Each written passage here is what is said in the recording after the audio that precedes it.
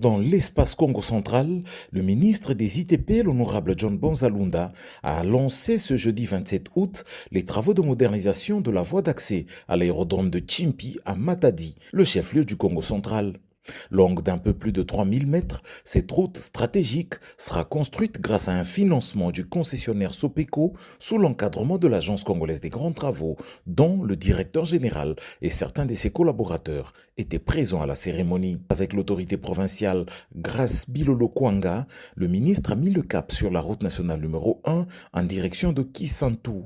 Plusieurs arrêts ont été observés. Sur le projet de la route Kouilungongo, le ministre a souhaité un peu plus d'ardeur dans la réalisation de ces travaux qui couvrent environ 30 km jusqu'à Kimpangu, à la frontière avec l'Angola.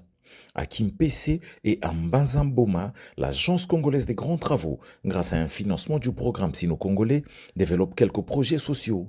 C'est notamment la construction de 4 nouveaux bâtiments à l'hôpital de Kimpese, la construction de 2 nouveaux bâtiments à l'Institut Kunda Diazaï, ainsi que la construction de 6 nouveaux bâtiments à l'école de Mbanzamboma. Le ministre a reçu le topo complet de ce projet de la part de l'ingénieur Nikonza Unzaou. À Mbanzangungu, le ministre a évalué avec les différents intervenants l'avancement des travaux de la route Nkamba.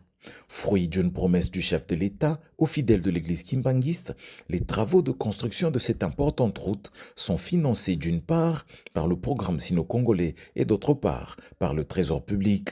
Ces travaux sont réalisés par une entreprise de droit congolais, à savoir Adi Construct. 52 km sont concernés. Dernière étape de cette journée, la boucle de Kisantu. Ici, c'est un peu plus de 3000 mètres de voirie qui ont été réalisés en chaussée rigide. La boucle va du marché Nkandu, passe par l'hôpital Saint-Luc, traverse la RN16, rejoint la cathédrale de Kisantu ainsi que l'évêché, puis traverse la route nationale numéro 1 au niveau de Capot Bleu pour rejoindre l'université Congo, avant de finir au pont Inkisi, à nouveau sur la RN1. Cette deuxième étape de la caravane des infrastructures confirme la volonté du gouvernement de la République de poursuivre la modernisation des infrastructures et de renforcer la connectivité au Congo central, comme partout ailleurs au pays.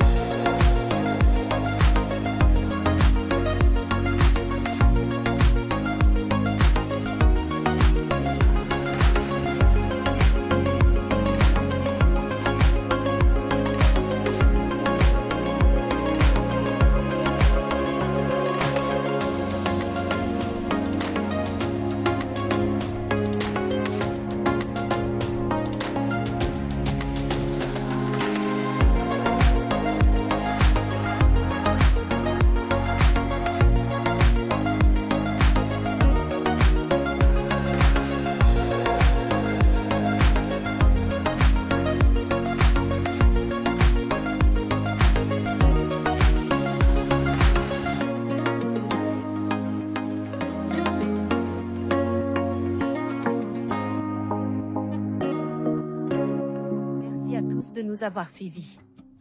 Aimez et abonnez-vous massivement à notre chaîne YouTube Tribeca Media. Au revoir et à la prochaine.